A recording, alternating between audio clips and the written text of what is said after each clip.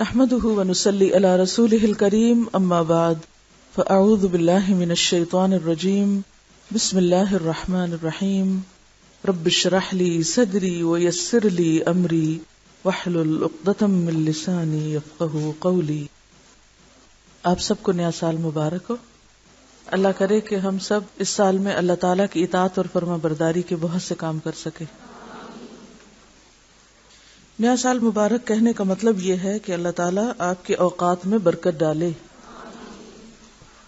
عام طور پر جب نیا سال آتا ہے تو لوگ خوشی مناتے ہیں، حالانکہ یہ فکر کا وقت ہوتا ہے، غم کا وقت ہوتا ہے کہ زندگی کا ایک سال اور گزر گیا۔ گزرتے ہوئے وقت کا احساس ہم سب پر لازم ہے۔ اور کیا یہ معلوم ہے آپ کو کہ سال کون سا شروع ہوا ہے؟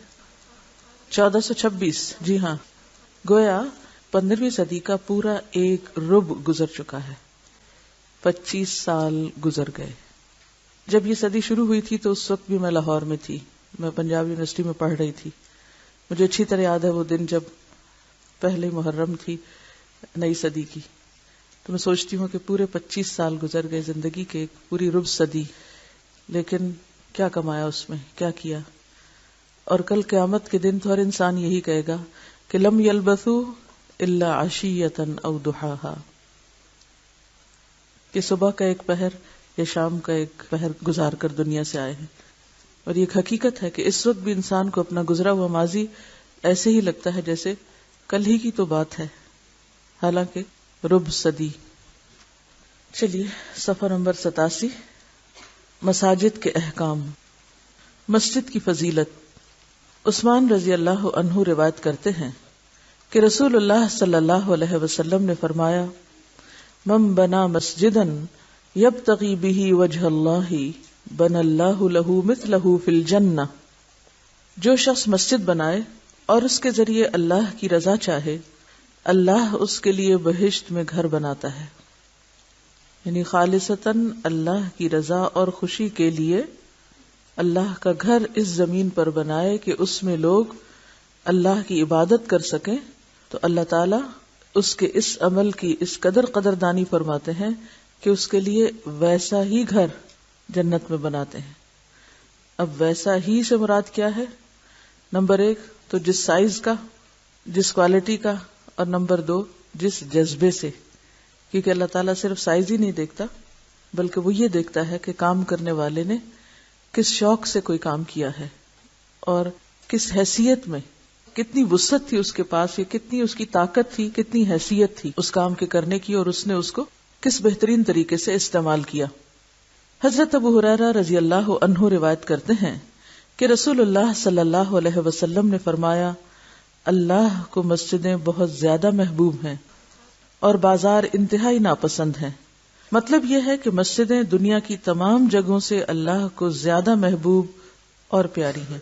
یعنی زمین پر جتنی بھی بلڈنگز ہیں، جتنی بھی عمارتیں ہیں، جتنی بھی جگہ ہیں، جتنے بھی سپاٹس ہیں، ان میں سب سے زیادہ فیورٹ، پسندیدہ مسجد۔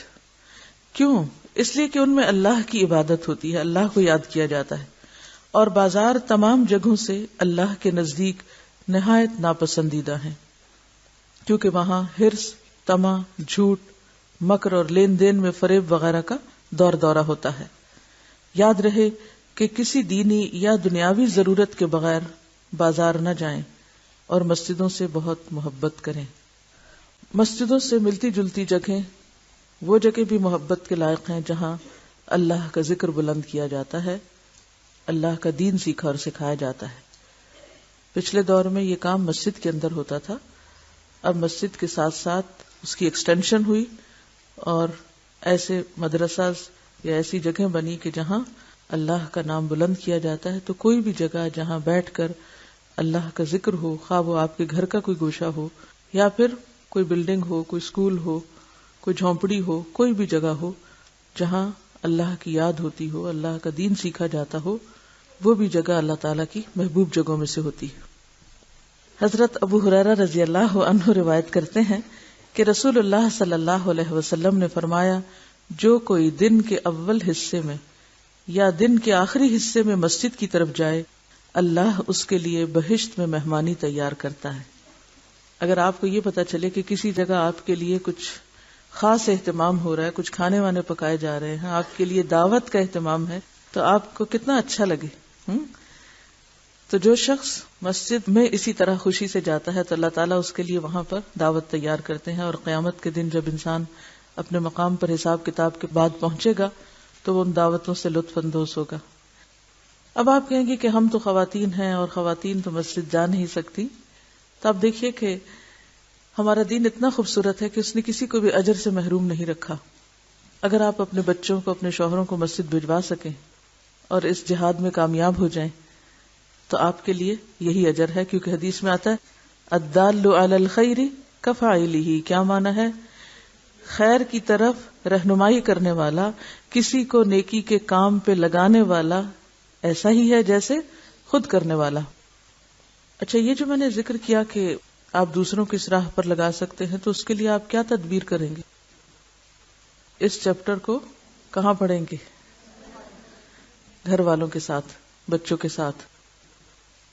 نبی صلی اللہ علیہ وسلم نے فرمایا، جب تم وضو کر کے مسجد جاؤ تو ایک ہاتھ کی انگلیاں دوسرے ہاتھ کی انگلیوں میں نہ ڈالو، بے شک تم اس وقت نماز ہی میں ہوتے ہو. یعنی تمہارے اوپر وہ کیفیت طاری ہونی چاہیے، یا اس گھر کا ادب اور احترام یا عبادت گاہ کا ایک وقار جو ہے وہ تمہارے دل پر بھی ہونا چاہیے، تمہاری حرکات میں بھی ہونا چاہیے کہ تم اس وقت اللہ کے گھر میں ہو اور ایک مخصوص کام یعنی اللہ کی عبادت کے لیے آئے ہو. اس وقت کیجول ایٹیٹیوڈ نہیں ہونا چاہیے. نبی صلی اللہ علیہ وسلم نے فرمایا، مسجد میں ایک ہاتھ کی انگلیاں دوسرے ہاتھ کی انگلیوں میں نہ ڈالو،